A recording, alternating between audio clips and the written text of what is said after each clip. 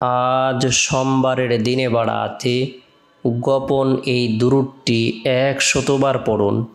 জীবনের সকল গুনাহ মাফ হবে, ভাগ্য খুলে যাবে, দোয়া কবুল হবে, আশা আকাঙ্ক্ষা পূরণ হবে। সোমবারের দিন সাপ্তাহিক উত্তম দিনসমূহের মধ্যে অন্যতম একটি দিন। সোমবারের দিন সারা পৃথিবীর সমস্ত মানুষের আমলসমূহের রিপোর্ট পেশ করা হয়ে থাকে। সোমবারের দিন আল্লাহ পাক রব্বুল আলামিন আসমানের সকল দরজা উন্মুক্ত করে দেন। সোমবারের দিনটিকে স্বয়ং নবী করিম সাল্লাল্লাহু আলাইহি সাল্লাম গুরুত্ব দিতেন। এই দিনে আল্লাহ তাআলার কৃতজ্ঞতা জ্ঞাপন করার উদ্দেশ্যে নফল রোজা রাখতেন। সোমবার দিন সাইদুল মুরসালিন, ইমামুল মুরসালিন, খাতামুন নবীন, রহমাতুল্লিল আলামিন, আমাদের হৃদয়ের স্পন্দন, কলিজার টুকরা জনাবে মুহাম্মদুর রাসূলুল্লাহ সাল্লাল্লাহু আলাইহি সাল্লাম জন্মগ্রহণ করেছেন। সোমবারের দিনটিকে যদি আমরা গুরুত্ব দেই, এদিনে নফল ইবাদত বন্দেগী করি, নফল নামাজ পড়ি, কোরআন তেলাওয়াত করি, জিকির আজগার করি, তাসবিহ তাহলিল পাঠ করি, রব্বুল আলামিনের দরবারে রুনাজারি করি, তাহলে আশা করা যে আল্লাহ তাআলা আপনার আমার জীবনের সগীরা কবিরা জাহিরি বাতিনি শিরিক বিদাত ইচ্ছায় অনিচ্ছায় গোপনে প্রকাশ্যে যত গুনাহ আছে সকল গুনাহগুলো ধুয়ে মুছে নবজাত শিশুর ন্যায় নিষ্পাপ করে দেবেন, গুনাহকে মাফ করে দেবেন, দোয়াকে কবুল করবেন। তাই গুরুত্ব সহকারে আমরা সোমবারের দিন নফল ইবাদত বন্দেগী করব। বিশেষ করে সোমবারের দিন ফজরের নামাজ সম্পূর্ণ করার পর জাহান্নামের ভয়াবহ শাস্তি থেকে বাঁচার উদ্দেশ্যে রাসূলের শিখানো বরকতপূর্ণ এই দোয়াটি আমরা ৭ বার পাঠ করব, আমল করব। আল্লাহুম্মা আজিরনি মিনান নার, আল্লাহুম্মা আজিরনি মিনান নার। যে ব্যক্তি জাহান্নামের শাস্তি থেকে বাঁচার উদ্দেশ্যে এই দোয়াটি সকাল সন্ধ্যায় ৭ বার করে আমল করবে, আল্লাহ তাআলা তার জন্য যে নিয়ামতটি প্রদান করবেন, জাহান্নামের ৭টি দরজা বন্ধ করে দেবেন, আল্লাহ পাক রব্বুল আলামিন জান্নাত অবধারিত করে দেবেন, তার পেরেশানিকে আল্লাহ তাআলা দূর করে দিবেন, তার উপর খাস রহমত বর্ষণ করবেন। তাই আমরা গুরুত্ব সহকারে সোমবারের দিন ফজরের নামাজের পর এই আমলটি করব। এরপরে সোমবারের দিন জোহরের নামাজ সম্পূর্ণ করার পর গুরুত্ব সহকারে আমরা গোপন এই দুরূদটি ১০০বার আমল করব।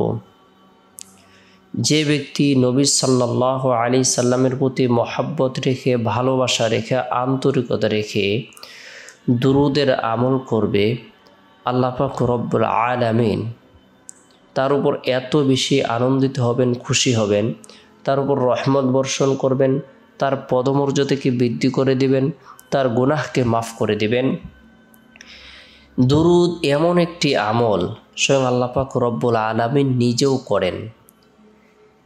আমরা বান্দা হিসেবে কোরআন পড়ি, জিকির করি, দোয়া করি, তাসবিহ তাহলিল পাঠ করি, জিকির আজকার করি, নফল রোজা রাখি, ফরজ রোজা রাখি, হজ পালন করি, উমরা পালন করি, দান খয়রাত করি, কিন্তু আল্লাহ তাআলা বান্দার সাথে এমন একটি আমল করেন যেটি আল্লাহ পাক রব্বুল আলামিন কোরআনুল কারীমের মধ্যে বর্ণনা করে দিয়েছেন। ইন্নাল্লাহা ওয়া মালাইকাতাহু ইউসাল্লুনা আলান নবী ইয়া আইয়ুহাল্লাযীনা আমানু সাল্লু আলাইহি ওয়া সাল্লিমু তাসলিমা।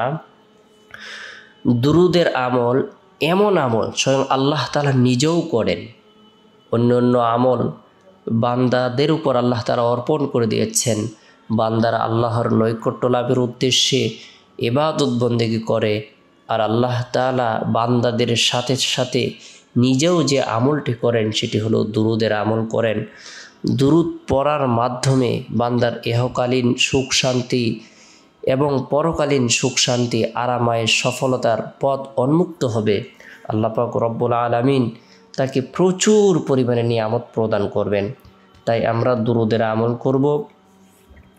গোপন এই দুরূদটি আমরা নিয়মিতভাবে যদি বেশি বেশি করে আমল করি, আল্লাহ তাআলা গায়বী ধন সম্পদ দান করবেন। আল্লাহুম্মা সাল্লি আলা মুহাম্মাদিন আবদিকা ওয়া রাসূলিক ওয়া সাল্লি আলাল মুমিনিনা ওয়াল মুমিনাত ওয়াল মুসলিমিনা ওয়াল মুসলিমাত। যে ব্যক্তি এই দুরূদের আমল করবে, আল্লাহ তাআলা তাকে গায়বী সম্পদ দান করবেন। তার জীবনের পেরেশানিগুলো আল্লাহ তাআলা দূর করে দিবেন। গুরুত্ব সহকারে আমরা এই দুরূদের আমল করব 100 বার। এরপরে হাত উত্তোলন করে নিজের জন্য, পরিবার পরিজনদের জন্য, আত্মীয় স্বজনদের জন্য, জীবিতদের জন্য, মৃতদের জন্য, সারা পৃথিবীর সমস্ত উম্মতে মুহাম্মদের জন্য, বাবা আদম আলাইহিস সালাম থেকে নিয়ে আজ পর্যন্ত যত মুমিন মুমিনাত দুনিয়া থেকে চলে গেছে এবং যারা জীবিত আছে সকল বিপদগ্রস্তদের জন্য দোয়া করব, সকল অভাবীদের জন্য দোয়া করব, সকল অসুস্থদের জন্য দোয়া করব। আল্লাহ তাআলা আপনার আমার দোয়াকে কবুল করবেন। এরপরে সোমবারের দিন আসরের নামাজ সম্পন্ন করার পর সুবহানাল্লাহ 33 বার, আলহামদুলিল্লাহ 33 বার, আল্লাহু আকবার 34 বার এই তাসবিহ তাহলিল তাকবীরগুলো পাঠ করব। আল্লাহ পাক রব্বুল আলামিন আপনার আমার পদমর্যাদাকে বৃদ্ধি করে দিবেন।